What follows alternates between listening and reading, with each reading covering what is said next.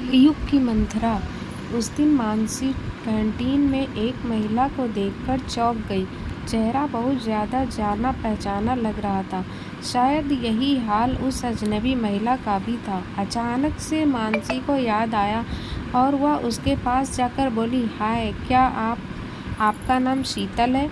वह महिला उसे देखते हुए बोली, और तुम मानसी ना? वे दोनों बचपन की सहपाठिन थी। शीतल मानसी को देखती हुई बोली, पर तू यहाँ इस ऑफिस में? तेरे तो बहुत बड़े बड़े ख्वाब थे ना। तू तो आईएएस बनने का सोचती थी। मानसी थोड़ा सकुचाकर बोली, हाँ, सपनों में और हकीकत में अंतर होता है। पिताजी को बेटियों के हाथ पीले करने की जल्दी थी, तो उन्होंने मेरी पढ़ाई को महत्व ही नहीं दिया। शुक्रगुजार हूँ अपनी सासू माँ की कि उन्होंने शादी के बाद पढ़ने और नौकरी करने की अनुमति दी। अरे अनुमति क्या देना, कमा रही हो तो उनके घर को ही तो भर रही हो ना, कौन सा खुद के पर्स में रख लेती हो। शीतल बालों को पीछे झटकते हुए बोली, नहीं नहीं, मेरी सासू माँ ऐसी नहीं है। वह मेरी कमाई का एक पैसा भी नहीं लेती हैं। अच्छा चल, अब तू भी यहीं पर नौकरी कर रही है तो किसी दिन मिलकर बैठते हैं और बहुत सारी बातें करते हैं। ऐसा वह मानसी कैंटीन से अपने डिपार्टमेंट में वापस आ गई। 2-3 दिन के बाद एक दिन लंच टाइम में शीतल मानसी को ढूंढती हुई उसके डिपार्टमेंट में आई और बोली, चल ना कैंटीन में जाकर खाना खाते हैं। शीतल को देखकर मानसी खुश हो गई। बचपन में भले ही वे दोस्त नहीं थे, पर साथ पढ़ने वालों को देखकर उनसे आने वाली अपने शहर, स्कूल, बचपन की सोंधी खुशबू से अपनेपन का एहसास तो होता ही है। मानसी बोली, मैं तो टिफ़िन लाई हूँ, आजा तू भी, साथ में ही खा लेते हैं। टिफ़िन में रखे गर्मा गर्म उत्तपम, चटनी, सांभर को देखकर तो शीतल बोल पड़ी, हे भगवान, यह सब बनाने के लिए तुझे कितनी सुबह उठना पड़ा होगा। मुझसे तो यह सब होता ही नहीं है। कितने दिन हो गए हैं ऐसा घर का गर्म नाश्ता किए हुए। मैं तो कुछ बनाती ही नहीं हूँ। सुबह काम करके आओ, शाम को जाकर फिर काम करो। ना बाबा, मुझसे तो नहीं हो पाता। तू कैसे सुबह सुबह इतना सब गर्म नाश्ता बना लेती है? मानसी ने बोला, मैंने नहीं, मेरी सासू माँ ने बनाया है। सुबह का नाश्ता मुझे वही बना कर देती हैं। यह सुनकर शीतल की तो आंखें चौड़ी हो गई, पर फिर मुंह बनाकर बोली, अरे बेचारी, तुम सासू के साथ रहती हो, तब तो तुम्हें बहुत काम करना पड़ता होगा। मैं अपने मन का कुछ कर भी नहीं पाती होगी। ना अपने मन का खाना, ना पहनना, हर वक्त सास से दबकर रहना। मानसी उसे नकारते हुए बोली, नहीं, ऐसा कुछ नहीं है। मेरी सासू माँ तो मुझे शाम को भी रसोई में जाने नहीं देती हैं। कहती हैं, थक कर आई हो, जाओ पहले थोड़ा समय मानवी बेटी के साथ खेलो, थोड़ा समय मानस पति के साथ बिताओ। अभी मेरे हाथ पैर चल रहे हैं और तुम्हारी खेलने खाने की उम्र है। काम करने को ज़िंदगी पड़ी है। सच में मेरी सासू माँ तो बहुत अच्छी हैं। सच कहूँ तो मम्मी से भी अच्छी। यहाँ तक कि उन्होंने तो शादी में दहेज भी नहीं लिया था। हे भगवान, मानसी तू कहाँ फंस गई?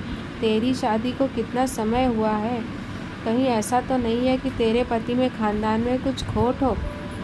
शीतल चिंतित होते हुए बोली। मानसी थोड़ा झुंझलाकर बोली, कैसा खोट? इतने सालों से साथ में हूँ, मानो तो इतने अच्छे हैं कि सिगरेट शराब तो दूर, एक लौंग तक का व्यसन नहीं करते हैं। मालूम है, मेरे ससुराल में कोई भी मांस नहीं खाता है। मम्मी पापा ने भी शादी से पहले जब मैंने ऐतराज़ किया तो बोला, तो क्या हुआ, मांस खाना कौन बड़ी अच्छी बात है, तुम भी मत खाना। पर सासू माँ ने कहा, तुम्हें मांस पसंद है तो बाहर जाकर खा सकती हो, घर पर ही बनाना हो तो ऊपर छत वाले चौके में मैं सारा इंतज़ाम करवा दूँगी। हाँ, तो इसे अच्छी नहीं, समझदार सास कहते हैं। उन्हें मालूम था कि वो मना करेंगी तो शायद तुम नहीं मानोगी। ऐसे उनके एहसान के नीचे दबकर शायद खाना छोड़ दोगी। सच कह रही हूँ ना मैं? अब तूने खाना छोड़ दिया है ना? शीतल ने गंभीरता से कहा। मानसी विचार में पड़ गई। क्या ऐसा हो सकता है?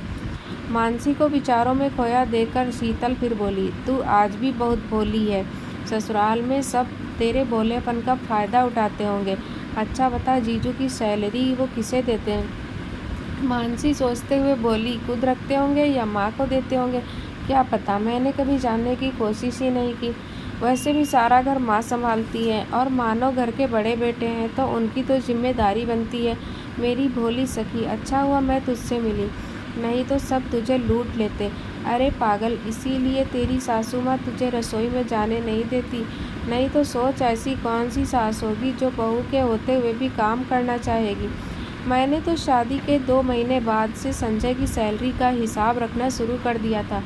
अरे भाई, इसमें शर्म कैसी, पति है मेरा।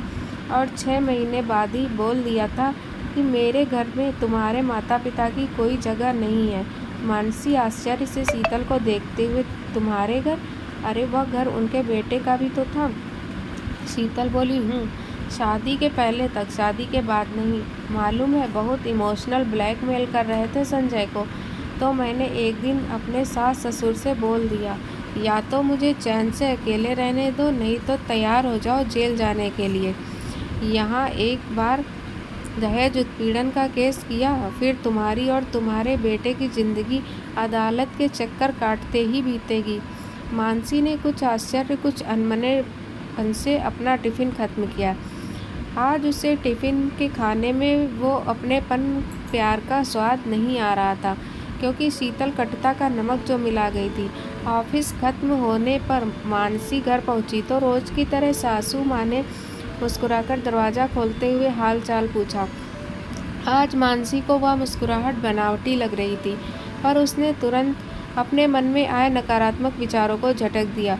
पर आज उसने मानवी को गले से नहीं लगाया, उसकी दिन भर की बातें नहीं सुनी। वह हाथ मुँह धोकर सीधा रसोई में गई। माँ चाय बनाने जा रही थी। मानसी बोली, रहने दीजिए माँ, चाय मैं बनाती हूँ, क्योंकि मानसी के दिमाग में शीतल की बातें गूंज रही थी। एक ही ऑफिस में होने के कारण शीतल अक्सर मानसी से मिलती रहती और हमेशा ससुराल वालों के बारे में उल्टी सीधी बातें कर मानसी के मन को उनके खिलाफ बढ़ने की कोशिश करती, जिससे कि वह सफल भी हो रही थी। अब मानसी भी सोचने लगी थी कि हाँ, साथ में रहने पर कितना मुश्किल है। सारा पैसा खर्च हो जाता है, सासू माँ पर, उनकी दवाइयों पर, रिश्तेदारों पर। अब जाने अनजाने मानसी की आंखों में एक छोटा सा ख्वाब पलने लगा था, एक छोटे से घर का, जहाँ पर सिर्फ मानसी, मानव और मानवी होंगे और कोई नहीं। पर प्रकृति को उसका यह सपना मंजूर नहीं था, इसलिए आंखों के घर के सपने के साथ साथ उसकी कोख में भी एक सपना पलने लगा। शीतल की बातों के प्रभाव में आकर मानसी अब बहुत अलग व्यवहार करने लगी थी। वह कई बार दबी जुबान से अलग रहने की बात भी मानो से कर चुकी थी। शायद उसे प्यार से समझाता, पर उसे सबका प्यार दिखावा लगता। अब उसके व्यवहार का परिवर्तन महसूस कर रहे थे, पर सबको लगता कि वह चिड़चिड़ापन उसकी गर्भावस्था के कारण है। एक दिन मानो की माँ मानव से बोली, देख, उसका ऑफिस है, उसे छुट्टी नहीं मिल सकती, नहीं तो मैं उसे मन बदलने के लिए मायके भेज देती। मानव बोला, हाँ आप ठीक कह रही हो, वह बहुत चिड़चिड़ी हो गई है, मैं उसके ऑफिस में बात करूं क्या? नहीं बेटा, यह निर्णय उसको ही लेने दो। अगर वह अभी छुट्टी ले लेगी तो बाद में ऐसा करते हैं, उसके मम्मी पापा या बहन को कुछ दिनों के लिए यहाँ बुला लेते हैं, शायद उसे अच्छा लगे। हाँ माँ, यह भी ठीक रहेगा, मैं अभी मम्मी जी बात करता हूँ। कुछ दिन बाद मानसी के मम्मी पापा तो नहीं आ पाए, पर छोटी बहन तापसी आ गई। अब दोनों बहनें आपस में गप्पे मारती, कभी कभी सासू माँ भी उनके ठाकों में सम्मिलित हो जाती। एक दिन तापसी बोली, मानना पड़ेगा दीदी, तुम बहुत भाग्यशाली हो जो इतनी अच्छी सासू माँ मिली हैं। मानसी मुंह बनाकर बोली, तू भी ना इनके बहकावे में आ गई। कोई अच्छी नहीं है, सब नाटक है, बेटे को काबू में करके रखने के लिए, इसीलिए तो दहेज नहीं लिया कि बहू एहसान तले दबी रहे। इतना कहकर मानसी तो वहाँ से हट गई, पर तापसी सोचने लगी, इतने सालों से सासू माँ के ससुराल की जीजू की इतनी तारीफ़ें करने वाली दीदी को क्या हो गया? ये सारी बातें जो उसने कही वह उसकी नहीं लगती हैं। तापसी ने मन में कुछ सोचा। वह छोटी जरूर थी पर समझदार थी। उसने सोचा, अभी अगर यह मानसी को कुछ समझाने गई तो मानसी उसे भी अपना दुश्मन समझ बैठेगी। पहले पता लगाना पड़ेगा कि मानसी को ससुराल वालों के खिलाफ भड़का कौन रहा है। रात को जब तीनों, मतलब मानसी, तापसी और मानवी सोने जा रहे थे, हाँ भाई, साली साहिबा आई हैं तो मानो दूसरे कमरे में सोता है। तो मानवी की कहानी सुनाने की जिद पर तापसी बोली, चलो आज मैं तुम्हें कहानी सुनाती हूँ। फिर मानसी को देखते हुए पूछा, दीदू क्या आपने मानवी को वो धान और सत्तू वाली कहानी सुनाई है जो हमें मासी सुनाती थी? मानसी किंचित रोष से बोली, मैं कोई कहानी नहीं सुनाई, ये तो इसकी दादी ने ही कहानी सुना सुनाकर इसकी आदतें खराब की हैं। तापसी बहुत कुछ कहना चाहती थी पर चुप रह गई। गर्म तवे पर पानी डालने से फ़ायदा नहीं, पहले आग बुझानी पड़ेगी। वह मानवी को अपनी तरफ खींचकर बाहों में समेटकर कहानी सुनाने लगी। मालूम है गुड़िया, बहुत समय पहले की बात है, तब ना तो यातायात के साधन थे, ना ही आजकल की तरह दुकानें और होटल। तब लोग पैदल ही यात्रा करते थे, क्योंकि घोड़ा आदि जानवर भी सिर्फ अमीरों के पास होते थे। तो लोग यात्रा पर जाते समय थोड़ा खाना या दूर की यात्रा के लिए सत्तू बांध लेते थे। मासी, सत्तू मुझे अच्छा लगता है, दादी गुड़ में घोल कर देती हैं, आम के अचार के साथ। मानवी सत्तू की मिठास में खो गई। हाँ गुड़िया, सत्तू नमक के साथ भी खा सकते हैं और गुड़ के साथ भी, और यह पौष्टिक भी होता है, बनाना भी आसान होता है ना मासी? तापसी ने मानवी को चूमते हुए कहा। अरे वाह, मेरी गुड़िया तो बहुत समझदार है। हाँ, तो ऐसे ही किसी सफ़र पर दो मुसाफिर एक कुएं पर मिले। एक के पास सत्तू था, एक के पास धान। मासी, धान मतलब जिसको कूटकर चावल निकालते हैं वह? मानवी आंखें बड़ी करते हुए बोली। तापसी बोली, हाँ वही मेरी गुड़िया। अब मानसी भी करवट बदलकर उन लोगों की बातों और कहानी का आनंद ले रही थी। भाई जो भी हो, बचपन की कहानियाँ हर उम्र में मन को गुदगुदा जाती हैं। तापसी ने कहानी को आगे बढ़ाते हुए बोला, जिस राहगीर के पास धान था उसने देखा सामने वाले के पास तो सत्तू है। उसने चालाकी करते हुए कहा, सत्तू लपेटू कब खाना कब खाए। ऐसा उसने 3-4 बार कहा, तो जिसके पास सत्तू था वो उसके कहने में आ गया। उसको भी लगा सत्तू लपेटू कब साना कब खाया कब चला। धान बेचारा कूटा खाए चला। उसने विनती करते हुए धान वाले राहगीर से उसका धान ले लिया और अपना सत्तू दे दिया। धान वाले ने भी खूब एहसान जताते हुए अपना धान उसके सत्तू से बदल लिया और अपनी चालाकी पर मुस्कुराते हुए वहाँ से चला गया।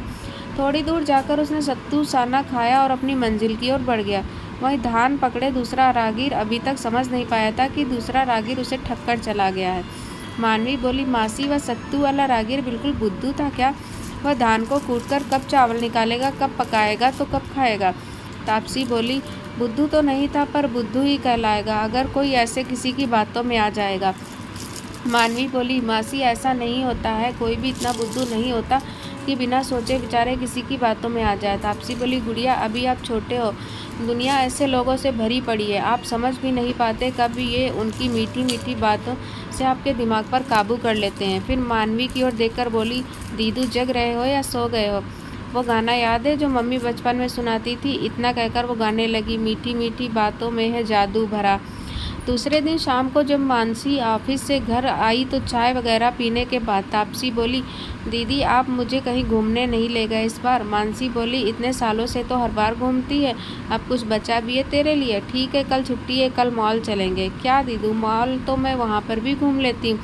आपने बताया था ना आपकी बचपन की कोई दोस्त यहाँ आपको मिली है, वो कई बार यहाँ आपके घर आ चुकी, चलो ना मुझे उससे मिलवाओ ना। तापसी चुनकते हुए लाड से बोली, ठीक है तो उसे कल घर पर बुला लेती हूँ। मानसी खुशी से बोली। तापसी बोली, दीदू मुझे घूमना है, आप उनको क्यों बुलाओगी? चलो ना हम जाकर उनको सरप्राइज़ देते हैं।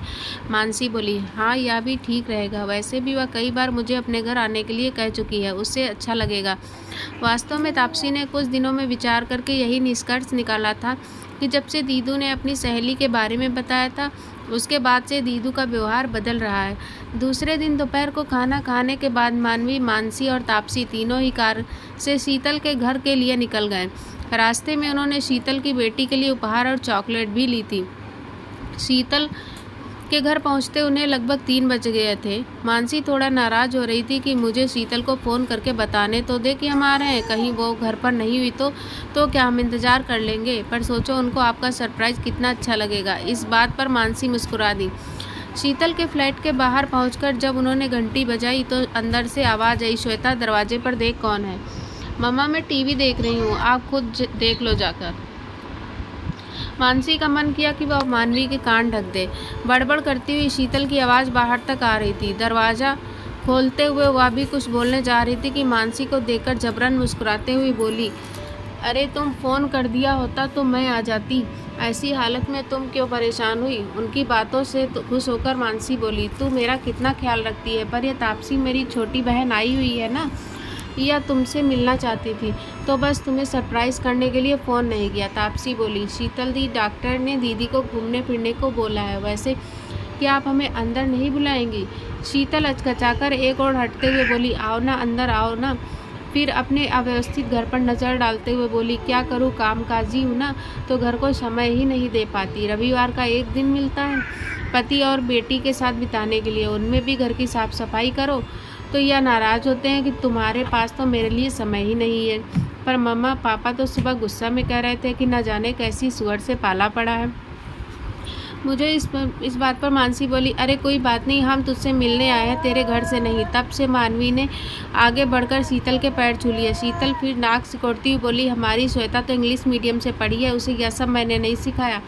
श्वेता हेलो टू आंटी, पर श्वेता टस से मस ना हुई। आखिर मानसी बोली, हेलो श्वेता, मैं तुम्हारी मम्मा की दोस्त हूँ, ये देखो तुम्हारे लिए गिफ्ट लाई हूँ। एकदम से बंदर की तरह उछलते हुए मानसी के हाथों से उपहार खींचकर वह अंदर भाग गई।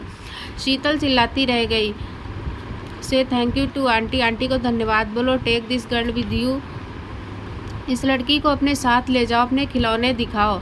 नहीं, मुझे नहीं साझा करने, शीतल बहुत घमंड से बोली। अकेली है ना, बहुत लाड प्यार से पाला है, इसलिए किसी की बात सुनती ही नहीं। थोड़ी देर वहाँ बैठने के बाद न जाने क्यों मानसी का मन उछटने लगा। वह शीतल से बहाना बनाकर कि उन्हें डॉक्टर के पास भी जाना है रेगुलर चेकअप के लिए, वह वहाँ से बगैर कुछ चाय कॉफ़ी पानी के उठ गई। शीतल ने रोकने की कोशिश भी की। कार तापसी ने एक पार्क के आगे रोक दी। मानसी ने कुछ भी सवाल नहीं पूछा, वह अपने भीतर के सवालों से जूझ रही थी। मानवी तो पार्क में आकर खुश हो गई। तापसी ने ठंडे पानी की एक बोतल और 3 आइसक्रीम ली। वह दोनों वही पड़ी बेंच पर बैठकर खाने लगी। मानवी खाकर झूला झूलने चली गई। मानसी ने दूर क्षितिज को देखते हुए बोला, तू जानबूझकर मुझे शीतल के घर ले गई थी ना? तापसी आइसक्रीम खाते हुए हैरानी से उसे देखती हुई बोली, हाँ तो मैं ही तो आपको आने के लिए बोली थी। क्या हुआ, क्या आपको उनके घर आना अच्छा नहीं लगा? नहीं, मानसी सिर हिलाते हुए बोली। शीतल ने मुझे जो तस्वीर दिखाई थी अकेले घर की मौज मस्ती की, वह तस्वीर इस घर से बिल्कुल अलग है।